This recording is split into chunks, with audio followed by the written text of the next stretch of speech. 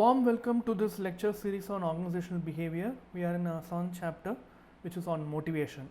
This is the second lecture of our this is the second lecture in this chapter. I am Dr. MP Ganesh from IIT Hyderabad. Let's quickly look at what happened in the previous lecture. We looked at the importance of understanding motivation in workplace.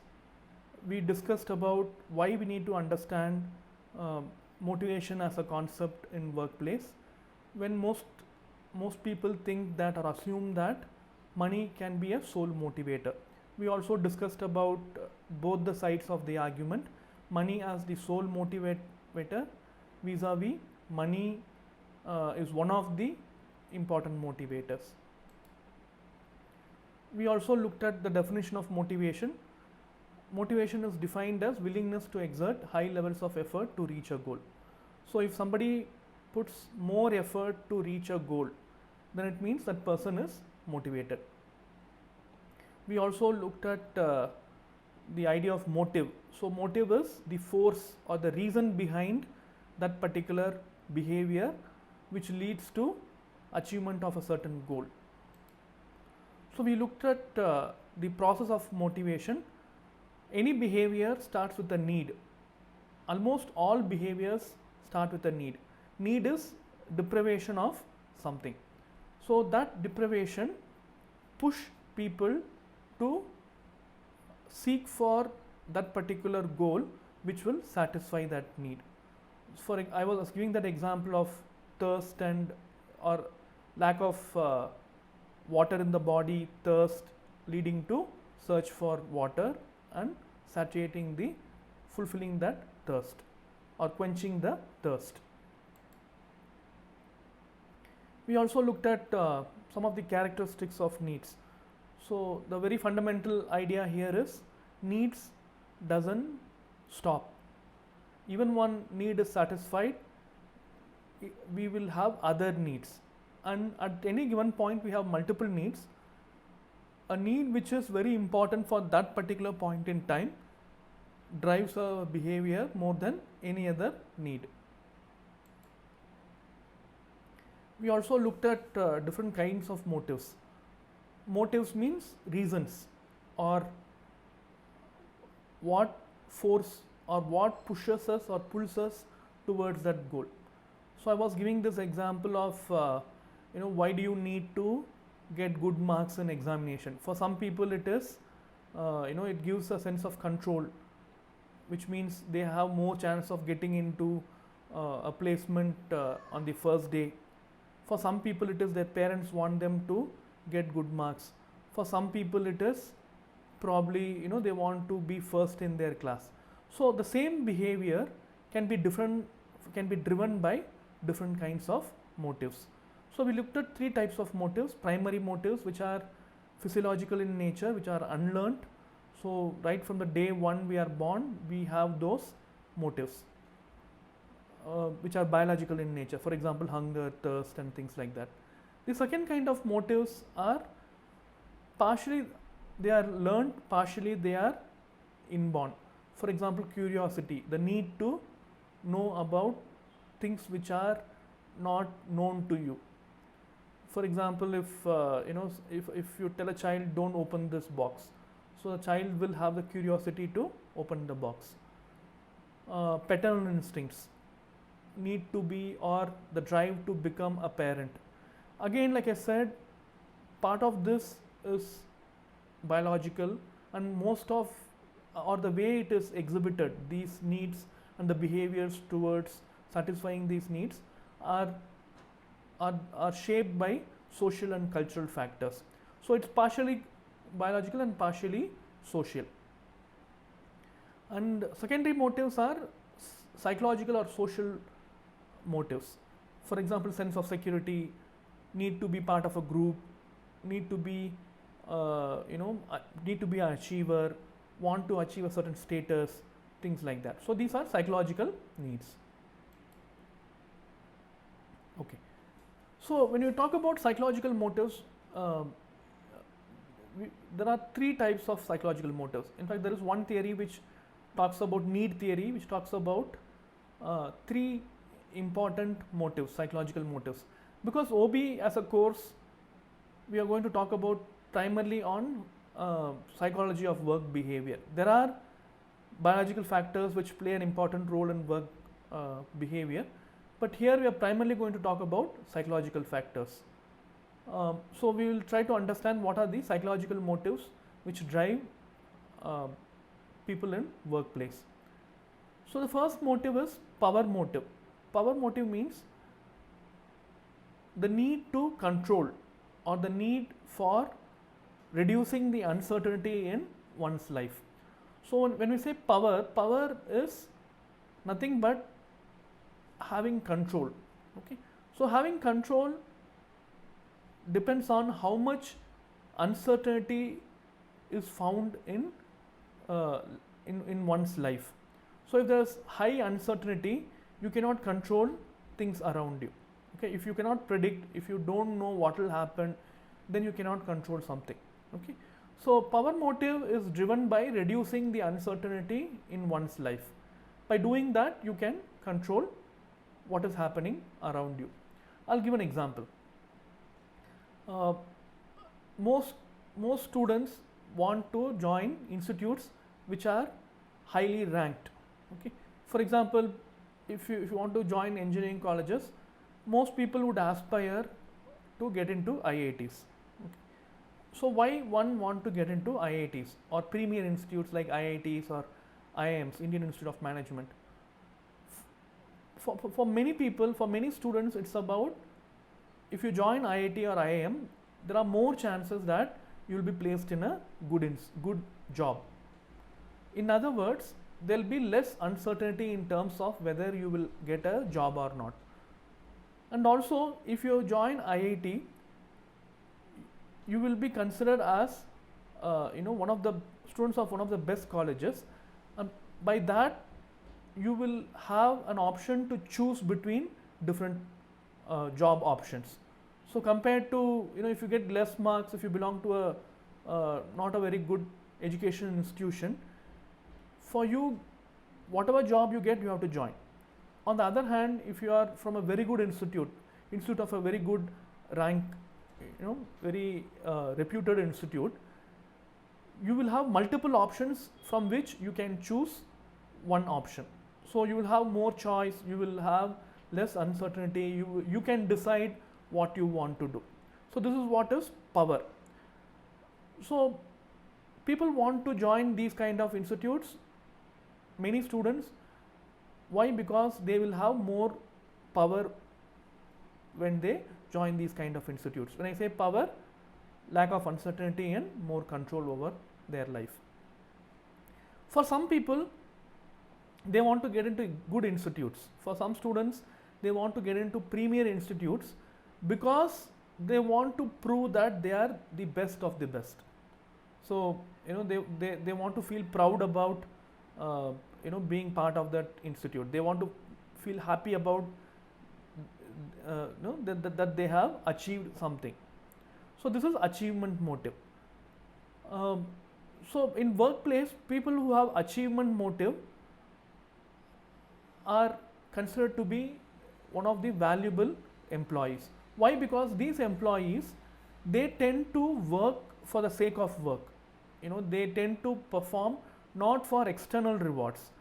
Not because they want to control everything around them, or they not because they want to satisfy others. They do a job, or they perform because they will get internal satisfaction by becoming the best in that particular job. So people with achievement motivation are moderate risk takers. They will not take very high risk. At the same time, they will not take low risk. They will take calculated risk. And these people will also seek for feedback. So when they perform something, they will ask people around them or their supervisors about how did I perform, so that they can correct their shortcomings. They can correct or they can change the way they perform so that they will achieve their goal. So these people, they are open for feedback. They also are satisfied with what they are doing and also they will not get completely satisfied. People who have high levels of achievement motivation, they will be satisfied, but they will always look for better ways of doing things. And also people with achievement motivation will have preoccupation with the task. Till they complete the task, they'll be highly focused and they'll be highly disciplined. So that is why in workplace, when people have high level of achievement motivation, they will be considered to be an important asset for the organization. The third kind of psychological motive is affiliation motive. Affiliation motive means you are driven by the need to be part of a group. For example, some people want to join premier institutes because you will, if you join those premier institutes, education institutes, you will be part of a elite group. You will be part of that alumni group when you complete your degree. You will, for example, you will get that pride of being an IITian, okay, which is different from achievement motive. Is this is the toughest exam to clear, so I've cleared that exam. I've joined this institute. So that pride is about very few people can do it. I have done it.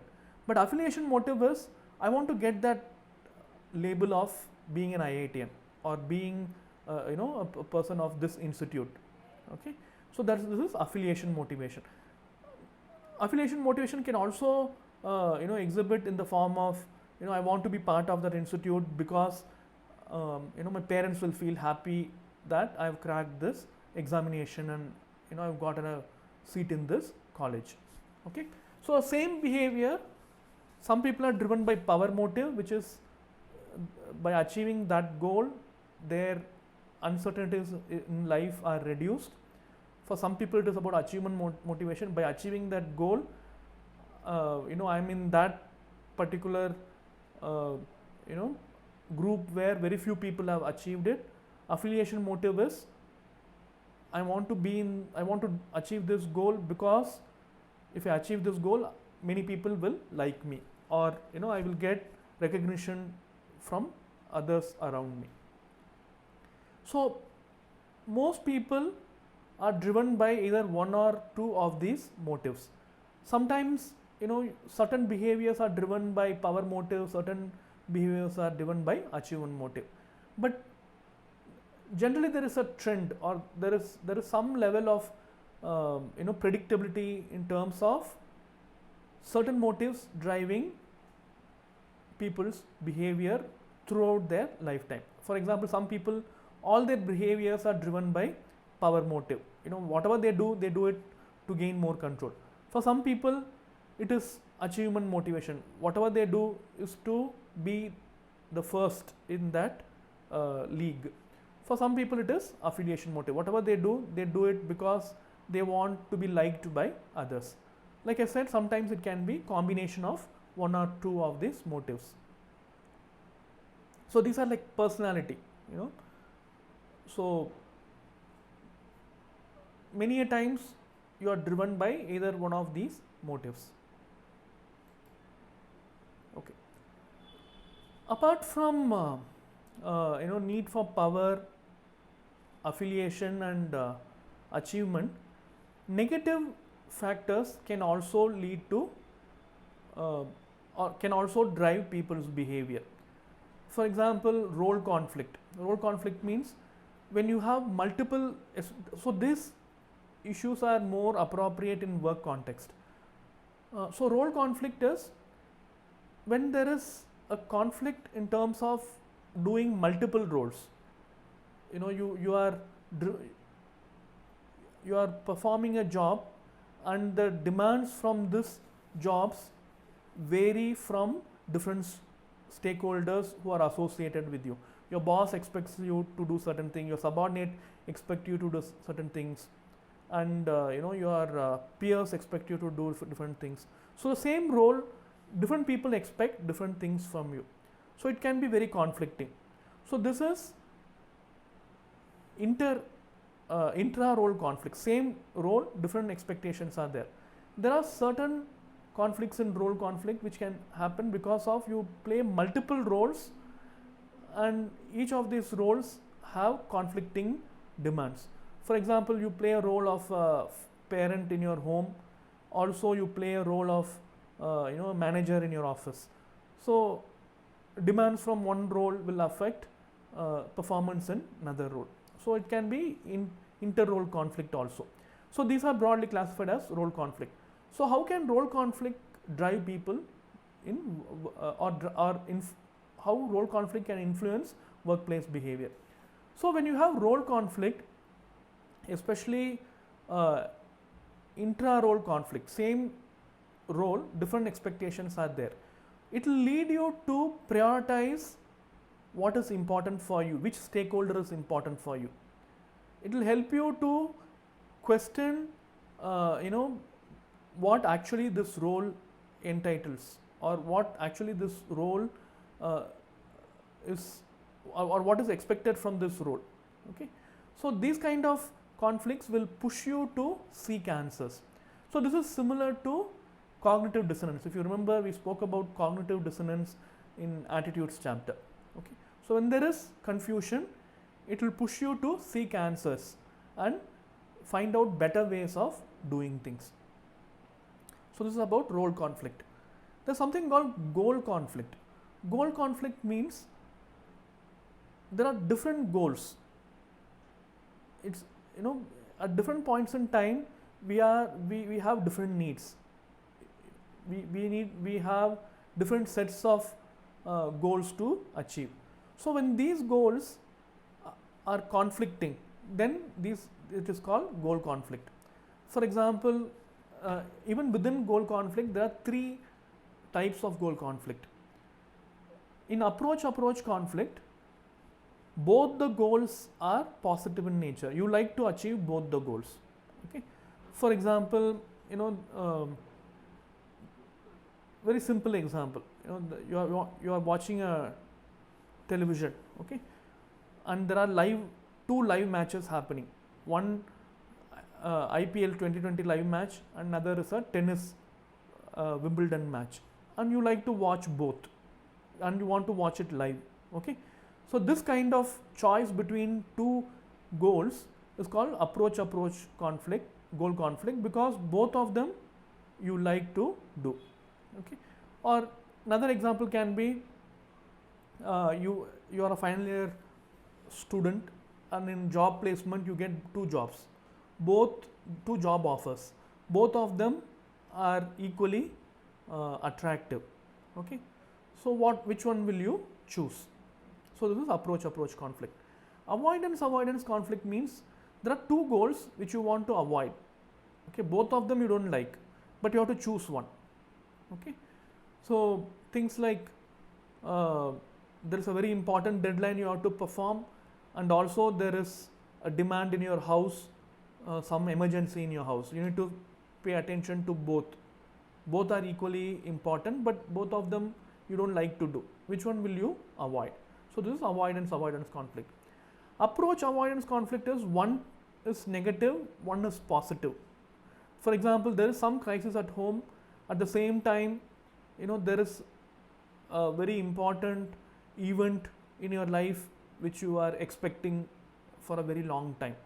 Okay, so one thing which you like and one thing which you don't like, both of them are at the same simultaneously, which are present simultaneously. You have to choose one. So which one will you choose? So these are three types of goal conflict. So I'll quickly summarize what is goal conflict. Goal conflict means there are two goals in front of you, or two options in front of you. You have to choose one, and if both of them are positive, it is approach. Both of them are negative, it is avoidance. One is positive, one is negative, which is approach avoidance. So the pressure is you have to choose one. So when these conflicts happen, goal conflict, it will drive your behavior, because again it will help you think and understand what is important for you in your life. So this pressure of making decisions, if you use it well, it will give you clarity in terms of your value system.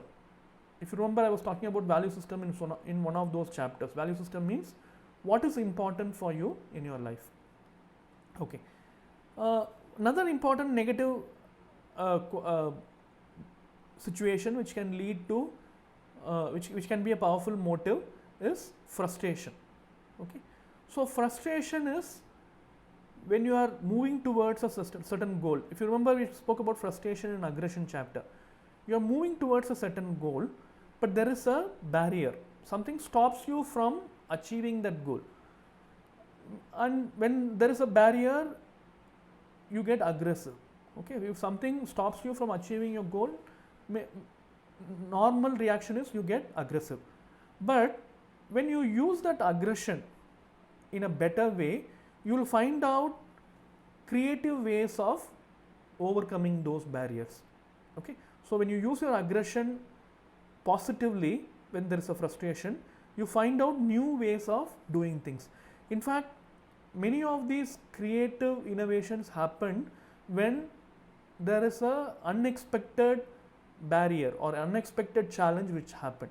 Okay, so if there is no challenge, if you can directly achieve your goal, there is no there is no interest in, or there is no challenge in life, isn't it? There is no flavor in life. So frustration can also be a powerful motive which can make people creative in workplace. Okay, so what motivates people in workplace? So there are different things we can think of. Money, very obvious factor can be money or your materialistic rewards. It can be the nature of the job, it can be a good boss, it can be a good working environment, it can be the status you get because you work in that organization. So there are many factors. So out of these many factors, one thing which immediately comes to people's mind is money. In fact, in the beginning of this chapter, we discussed about money as a motivator and why it cannot be considered as a sole motivator. So now we will look at some of the other interesting arguments which talk about why money cannot be the sole motivator, and also what are the problems in using money as the only motivating factor. The first important point or problem with using money as a motivator in workplaces, money can restrict extra role performance, which means when you quantify all the behaviors in workplace and attach a reward to it, then it becomes a problem or it can lead to unwanted consequences. So I'll explain this with an example. Okay, so in workplace there are two types of performance: in-role performance and extra-role performance. In-role performance means written down things. So there are certain things written down in terms of your job descriptions. So these are the things you have to do. Extra-role performance means certain things are not written down, but you are expected to do it, or if you do it, people will appreciate you or people will consider you to be a good employee. Okay, for example, helping a co-worker or conserving organizational resources even though it is not a rule. For example, after the meeting, it's not your job to switch off the lights before you leave. Okay, so there is someone who will do it, but you are doing it. After the meeting, you ensure that all the lights are switched off, AC is switched off, things like that. Or if you go to toilet in the office, restroom in the office, and there is a tap leaking. Okay, it's not your role. You don't have to worry about it, but you are putting some effort to make the tap proper. Okay, or informing the right person so that immediately they will come and rectify it. So these are extra role performance. Nobody will punish you if you don't do it. Okay, but they are good. These are small acts which help for the organizational effectiveness in long run. Let's say you are measuring all these extra role performances which are very important for the organization and rewarding them. Okay, you are paying or you are rewarding people through materialistic ways for their being good kind of behavior, for their good behavior. Will it improve good behavior? In fact, research say it won't, because many a times people do these acts of noble or this, many a times people do these noble things because they get internal satisfaction, and if you link an external reward to it, that internal satisfaction comes down. Okay, one, they will think, you know, somebody is putting a number to my being noble or my noble behavior, okay, for my good behavior. Two, people start expecting, okay, this time I did, they gave this much, next time if I am given less, I will feel bad, then I will think, why should I do it? Okay, intrinsic motivation comes down when you attach an external reward to a behavior. Okay, so it is better to leave those things to internal motives, feeling satisfied, feeling happy, instead of paying them to do that. That is one important thing. Second thing is, money is not always the first choice. Many times people do certain things not because they get money, because they feel happy about what they are doing. Money is secondary. Okay, for example, when you do something good, your performance is like excellent, more than money, that feeling that you have done something good or your performance is excellent makes you feel happy. So again, it is intrinsic motivation. Money is an extrinsic motivation. Satisfaction is intrinsic motivation. So intrinsic motivations are better motivators in long run. But I'm not saying don't pay money. Okay, you pay money, but at the same time don't cut down or don't stop an opportunity or don't deny an opportunity for this intrinsic satisfaction of the employees. And nature of the work also matters. So beyond a certain point, people prefer to work in a certain organization or in a certain role because they enjoy doing it. Maybe initially in your career you may choose a job because it is paying you well, but beyond a point, pay may not make a difference. A pay difference of certain 1,000 rupees will not make a difference in terms of in terms of preferring that job. What will matter is whether that job will make you happy, will make you perform to your fullest, will give you opportunity to use your skills. All those things matter. And if you have to use money as a motivator, instead of just giving them a bonus, things like profit sharing, performance bonuses will work better. Instead of just saying, okay, take this money because you have performed better, instead of that, profit sharing, it is again relabeling money. You're doing it in a way that people feel they are part of the organization. When you share profit, it's not just the money which motivates people. The idea that I am also an equal part of this organization. Profit sharing makes people feel they are owners of the organization. Employees also feel they own the organization.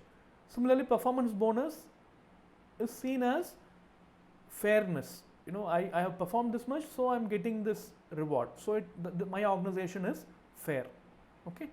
So money should create a sense of belongingness and also sense of fairness. Only then it will work as a sustainable motivator in work context. Okay. So I'll stop here. The next lecture will talk about theories on motivation. Till then, take care. See you in the next lecture.